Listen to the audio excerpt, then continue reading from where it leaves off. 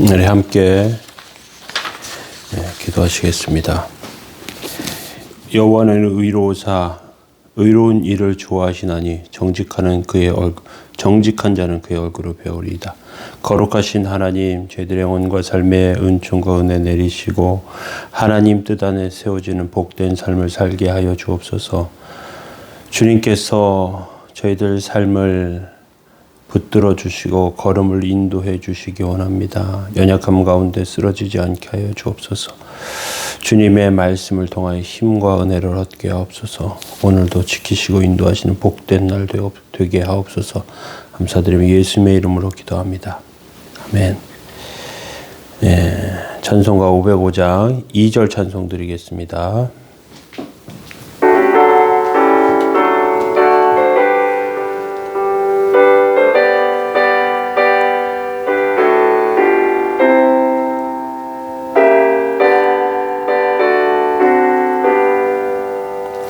온 세상 위하여 이 복음 전하리.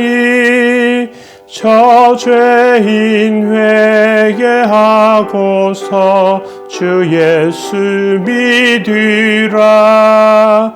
이 세상 구하려 주 돌아가신 것 나 증거하지 않으면 그 사랑 모르리.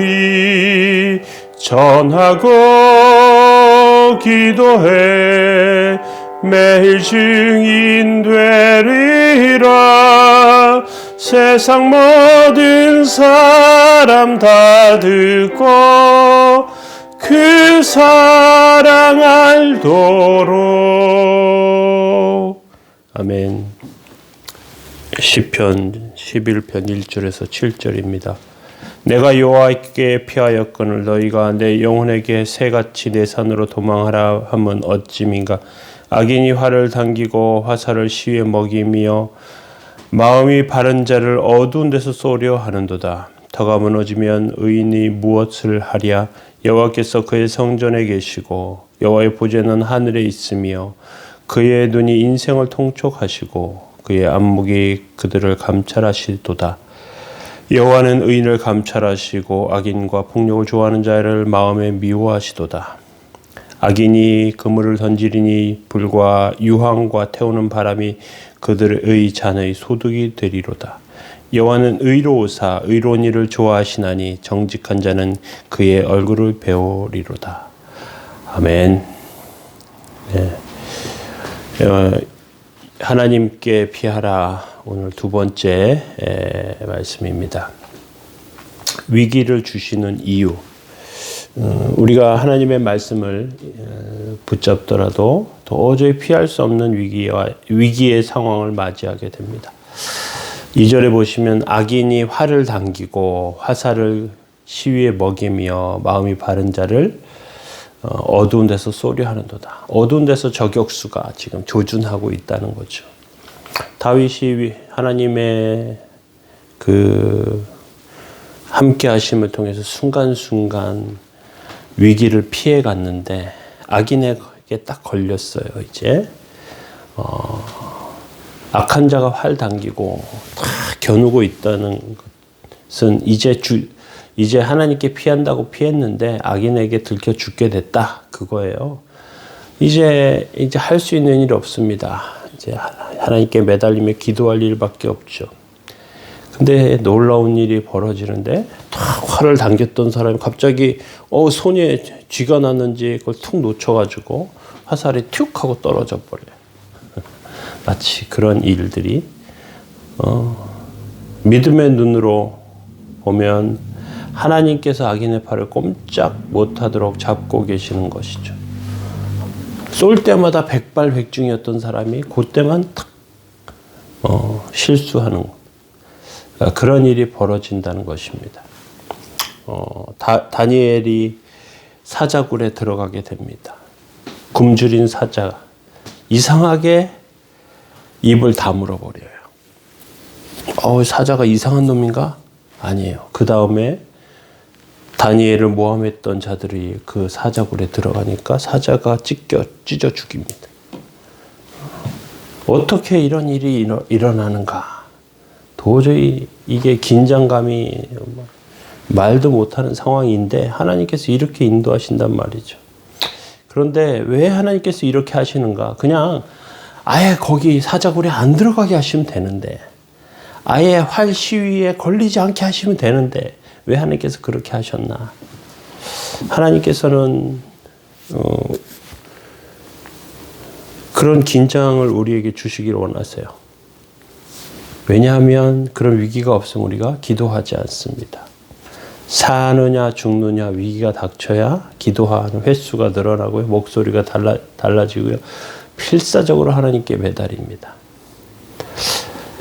그리고 우리는 믿는다고 하면서도 나 하나님 믿습니다. 하나님께서 함께 하실 줄 확실합니다. 하면서도 우리가 교만과 불신앙에 빠지기 쉬워요.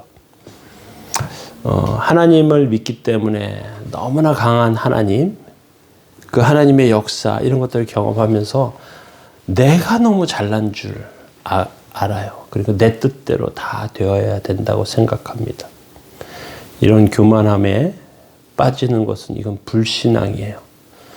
이럴 때 악인에게 걸려들고 심각한 위기 가운데 빠지면 나는 아무것도 아니구나. 두 가지죠. 뭐냐면 우리는 하나님 앞에 특별해요.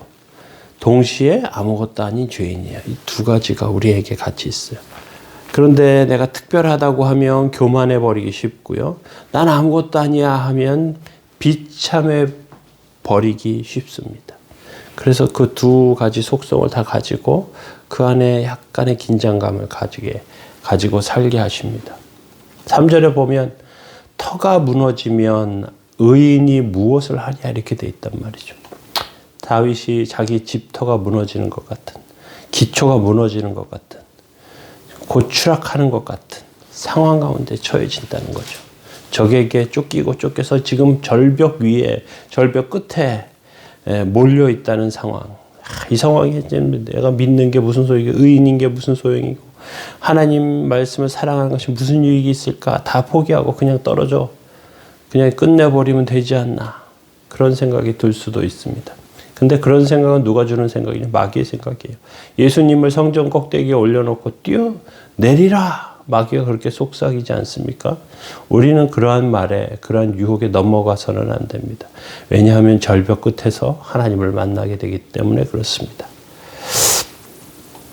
예수님께서도 사역을 하실 때 이런 말씀하십니다. 여우도 굴이 있고 공중의 새도 제 집이 있지만 인자는 머리 둘 곳이 없다. 그렇게 말씀하셨습니다. 예수님도 세상에서 큰 역사와 기적을 행하셨지만 머리 둘 곳 없을 정도로 절박하게 사셨습니다. 그렇지만 예수님은 남들이 모르는 엄청난 부유하심이 있었고요. 하늘을 바라보신 능력이 있었습니다. 우리가 예수님처럼 그런 능력과 역사 가운데 사는 것은 아니지만 예수님께서 보여주신 삶의 모범을 기억하시면서 어려움 가운데 있을 때, 긴장감 가운데 있을 때 하나님 의지하며 더욱 서야 할 줄로 압니다. 우리에게 그런 위기는 더 하나님 매달리라고 주신 줄 알고 어려움 상황 환경 가운데 주님께 더 기도하는 저와 여러분들 되길 원합니다. 잠깐이라도 이렇게 영성으로 말씀을 들으시고 하나님께 더 기도하는 그런 시간 가지시기 바랍니다. 기도하겠습니다. 사랑의 하나님, 주의 은혜와 사랑 감사합니다. 연약한 저희들을 도우시고 또 교만에 빠지지 않게 하여 주시고 또 비천함에 처하지 않도록 도와주시며 하나님의 은혜와 도우심 아래 세워져 정말로 신앙과 믿음으로 주며 더 의지하는 삶을 살게 하옵소서. 도우시고 인도하시기 원합니다. 감사드리며 예수님의 이름으로 기도합니다. 아멘. 함께 기도하시겠습니다.